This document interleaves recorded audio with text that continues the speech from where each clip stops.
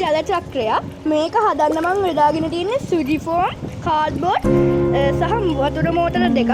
මේ තව පාට මේක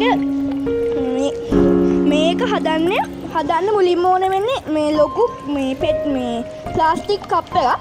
ඒකේ එක පැත්ත දෙකට බෙදුවාම එක පැත්තක සුජි ෆෝම් එකක් කලවන්න ඕනේ. ඒකට ග්ලූ ගම් භාවිතා කරන එක හොඳයි. ඊට පස්සේ තවත් පොඩි කප් එකක් යොදාගෙන ඒකේ දැන් අර වතුර මෝටරේ ප්‍රමාණය සෙන්ටිමීටර් 5ක් විතර වෙනවා.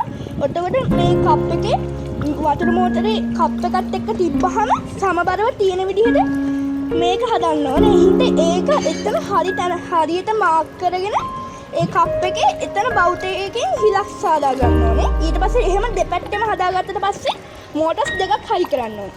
ඊට පස්සේ ඒ වයර් එක මේ කාඩ්බෝඩ් එකේ හිලක් විදලා අනිත් පැත්තට ඒක ගන්න ඕනේ.